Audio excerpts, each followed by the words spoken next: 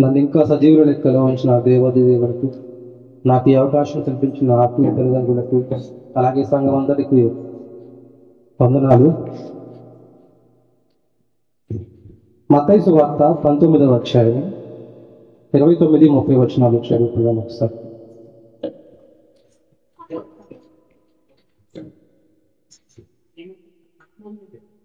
నా నామము నిమిత్తము అన్నదమ్ములనైనను, అక్క చెల్లెళ్ళనైనను, తండ్రినైనను, తల్లినైనను, పిల్లలనైనను చదువు నిత్య జీవములు పదం తీసుకొని మొదటి వారు అనేకులు కడపటి వారు మొదటి వారు. చాలండి, వచ్చిన ప్రార్థన చేసి. కృపా కనిగర సంపన్నుడా, దయాదాక్షిణ్య పూర్ణుడా, కృప వెంబడి కృపతో మమ్మల్ని ఎంతకాలం క్షేమంగా భద్రంగా కాచి కాపాడాలి. అయ్యా, ఎంత మాత్రము నాయన అయ్యా ఇక్కడ నుంచడానికి అవకాశము అర్హత లేనివాడం నాయన. అయ్యా, మీరు ప్రేమించారు, ఇక్కడ నిలబెట్టారు నాయన. అయ్యా, దుమ్ము ధూళి వంటి అత్యంత ఘోరమైనటువంటి పాపిని అయ్యా నన్ను మరుగుపరిచి మీ పరిశుద్ధాత్మ శక్తితో మమ్మల్ని నింపి మీరే మాతో మాట్లాడండి నాయన, మాతో మాట్లాడండి అయ్యా. మీ పూరగా మమ్మల్ని చేసుకోండి నాయన. పరిశుద్ధాత్మ శక్తిని ఇక్కడ చూపించమని వేడుకొనుచు మా ప్రభువును ఈ రక్షకుడు నన్ను యేసుక్రీస్తు నామమున ప్రార్థించి అడిగి వేడుకొని పొంది ఉన్నామని నమ్ముచున్నాం మా పరమ తండ్రి. ఒక చిన్న పల్లవి పాడుతున్నాం. ప్రభువనమున పనిచేయా పనివారాలు కావలెను, ప్రభువనమున పనిచేయా పనివారాలు కావలెను.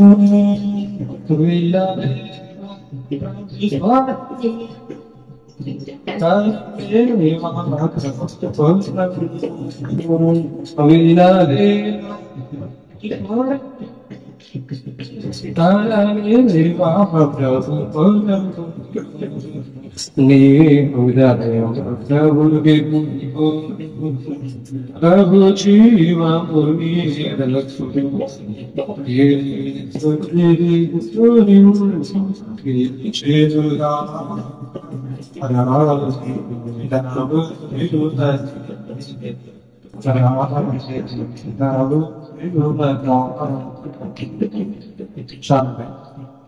ఇప్పుడు మనం చదువుకున్న మత్తయి సువార్త 19వ అధ్యాయం 29-30 వచనాల్లో 30 వచనంలో ఒకటి చెప్పబడి ఉంది, మొదటి వారు కడపటి వారు అవుతారు, కడపటి వారు మొదటి వారు అవుతారు అని చెప్పి. మన దగ్గరకి భారతదేశంలోనికి కొన్ని దేశాల నుండి 1900, 1800, 1600, 1500 కాలంలో ఎంతో మంది ఈ యొక్క మిషనరీలుగా మన దగ్గర పంపబడ్డారు. వారు మన దగ్గర బలంగా వాడబడ్డారు. వారి ద్వారా మన చేతుల్లోనికి బైబిల్ రాబడింది, విశ్వాసం మనలోనికి పెంచబడింది, పరిశుద్ధుడైన దేవుణ్ణి తెలుసుకోవడానికి కృప చూపించబడింది. కానీ ఈ రోజుల్లో ఆ యొక్క దేశాల్లో విశ్వాసం కనుమరుగైపోయింది, విశ్వాసం చప్పబడిపోతూ ఉంది, నిద్రపోతున్నటువంటి స్థితిలోకి వెళ్ళిపోతున్నారు. ఈ యొక్క మొబైల్స్ వచ్చినప్పుడు టెక్నాలజీ పెరిగింది కాబట్టి ఇక అక్కడ నుండి రావడం దాదాపుగా తగ్గిపోయింది. వచ్చిన వారు కూడా నామకార్థంగా మారిపోతూ ఉన్నారు. ఆ మొదటి వారు ఇప్పుడు కడపటి వారుగా అయ్యారు. ఈ రోజు మనం కడపటి వారుగా ఉన్న మనం మొదటి వారుగా మారాలి. ఇక్కడ నుండి ఎంతో మంది విశ్వాసులు వారు పరిచారకులుగా మారి, దేవుని చేత వాడబడి సువార్థికులుగా మారి ఆ తర్వాత ఈ యొక్క దేశాలకు మనం పంపబడాలి. ఈ రోజు వాళ్ళకు మనం సువార్త చెప్పడానికి ఎంతో అవకాశం ఏర్పడింది. వారు ఎంతో ఘోరమైనటువంటి పరిస్థితుల్లో ఉన్నారు. వారి గురించి మనం ప్రార్థన చేయాలి. ఎందుకంటే అక్కడ నుండి వచ్చి మనల్ని ఇక్కడ రేపినటువంటి వారి తరము అక్కడ కనుమరుగైపోయింది.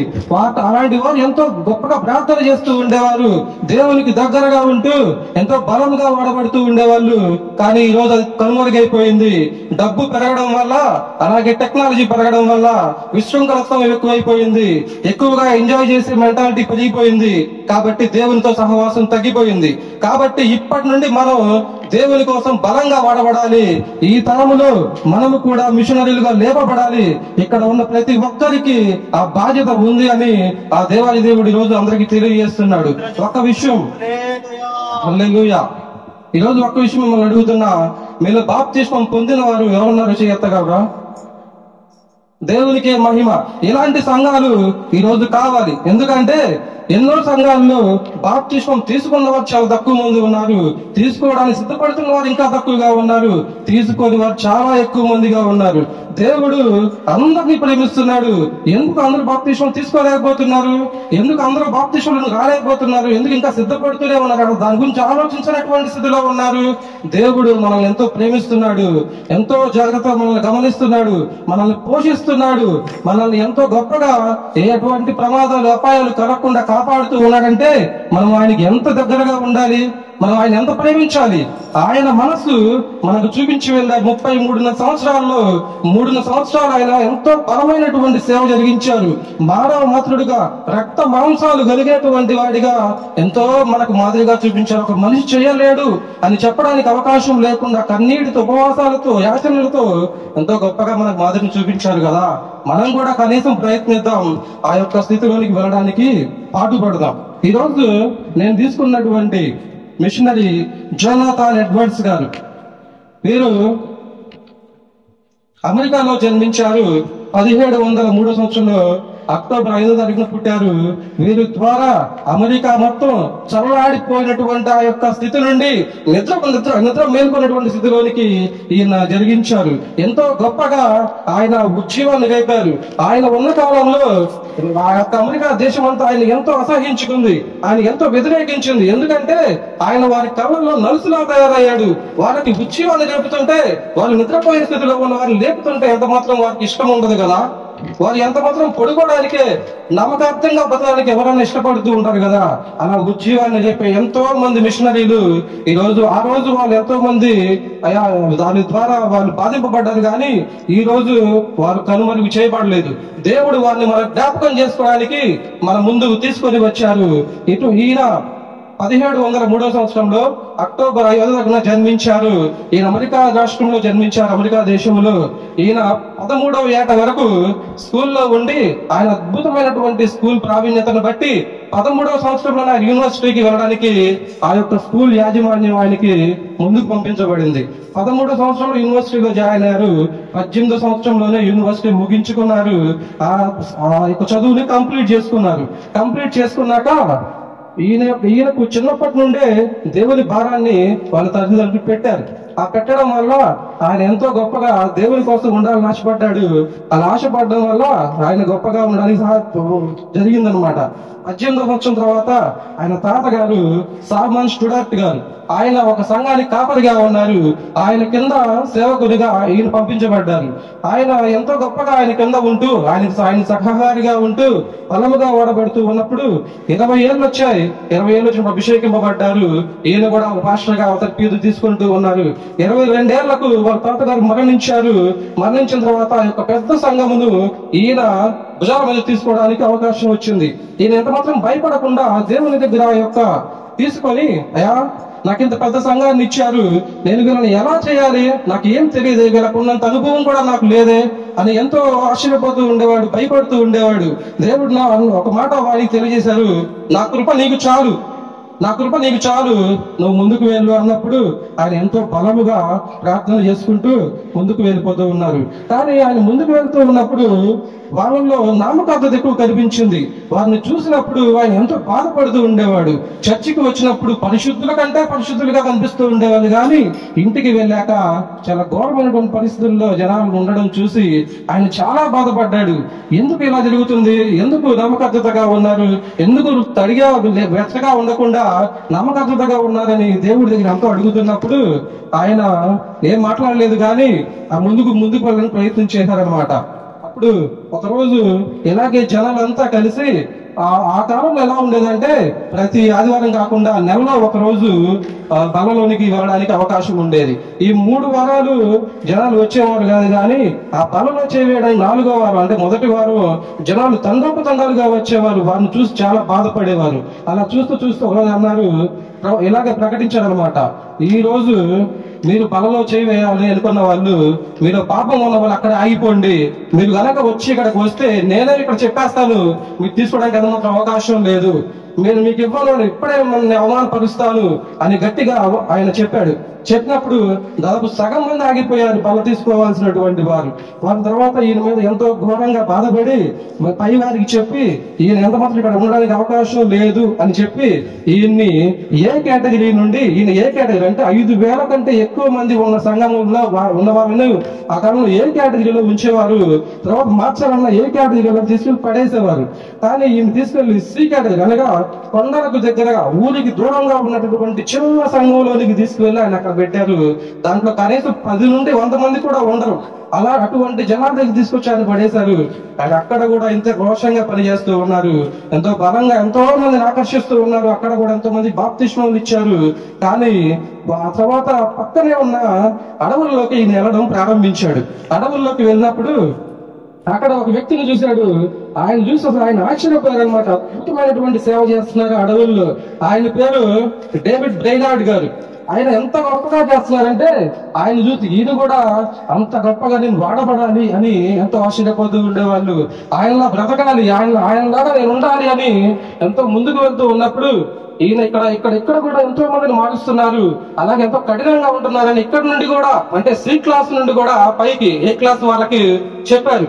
ఎందుకంటే ఆయన ఎవరైనా సరే మొదట్లో బాగుంటారు, కానీ ఇంకా రేపుతున్నప్పుడు ఆ యొక్క రాపిడి తగులుతున్నప్పుడు తుప్పు అంతా ఉంటుంది కదా, ఇబ్బంది పడిపోయారు.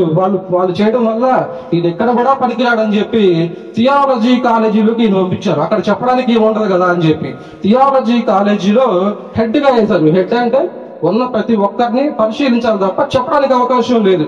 అటువంటి స్థితిలో తీసుకెళ్లి పడేశారు.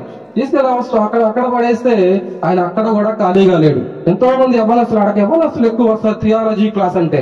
ఆ యవ్వనస్తులకి ఈయన యొక్క విప్లవాన్ని యవ్వనస్తులు చెప్పడం ప్రారంభించాడు. వాళ్ళను రేపాడు. వాళ్ళు ఇంకా అద్భుతంగా వాడబడుతూ ఉన్నారు. ఎంతో మంది ఈయన మనస్తత్వం కలిగి ఆ యొక్క వేరే రాష్ట్రాలకి ప్రకటిస్తూ బోధిస్తూ ఉన్నారు.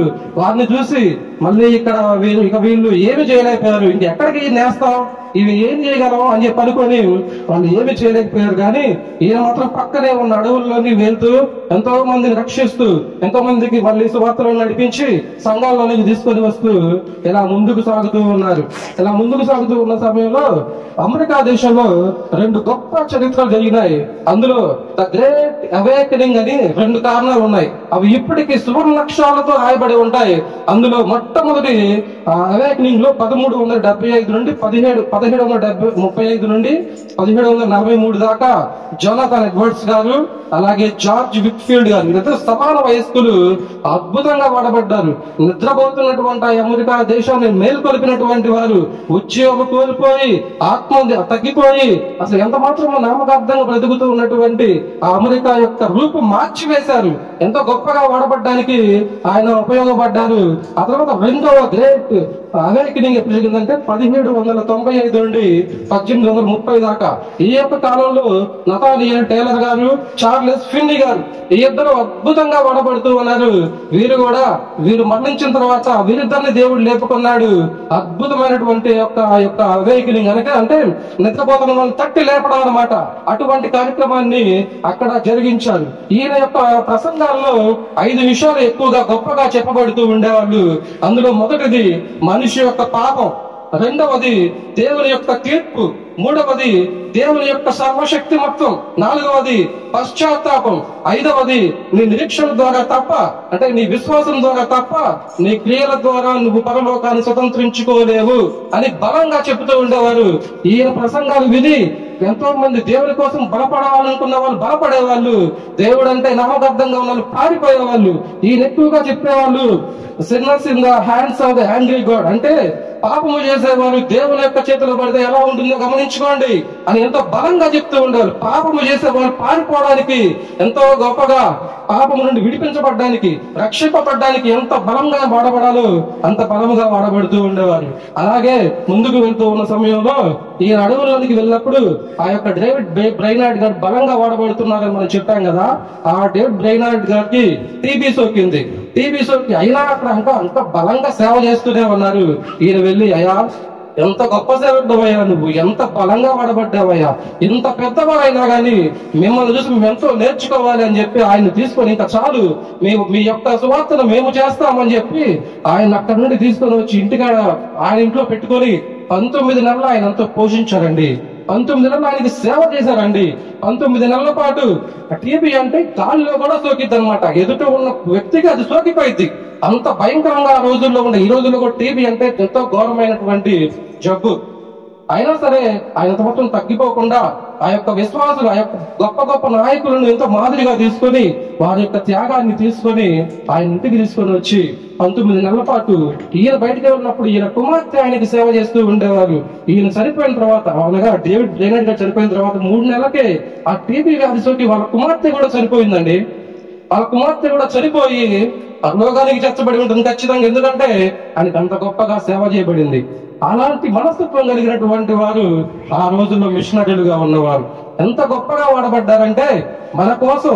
అంటే ఈ రోజు ఆయన మన ఇండియాకి రాలేదని చెప్పవచ్చు, కానీ ఆయన ద్వారా మార్చబడి, ఆయన నుండి ప్రేరేపించబడి మన ఇండియాకు వచ్చిన వారు ఎంతో మంది సువార్థికులు ఉన్నారు, మిషనరీలు ఉన్నారు. వారు ఎంత బలంగా వాడబడ్డారంటే వారి ద్వారా మన దేశం కూడా మేలుకొల్పబడింది. అటువంటి పరిస్థితుల్లోనికి ఆ యొక్క రోజుల్లో జరిగాయి. ఈయన కూడా ఆ యొక్క అడవుల్లో పచ్చవి చేస్తూ ఉన్నప్పుడు ఈయనకు కూడా స్మాల్ ఫాక్స్ అనేటువంటి వ్యాధి సోకింది. ఆ వ్యాధి సోకడం ఆయన పడిపోవడం జరిగింది. ఆయన కూడా ఇంటికి వచ్చి అక్కడ మరణించడం జరిగింది.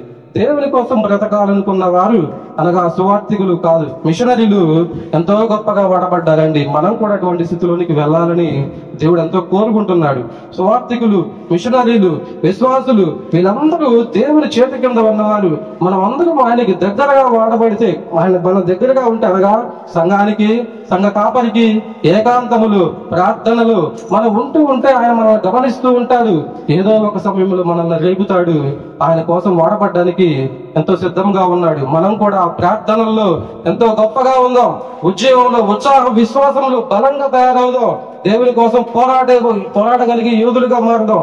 ఎంత మాత్రము దేవునికి తగ్గిపోకుండా దేవుని దగ్గర ఆయన పాదాలను పట్టుకుని, అయా మా యొక్క ఉద్దేశం, మా జీవితంలో మీ చిత్తం ఏంటో మాకు తెలియజేయండి.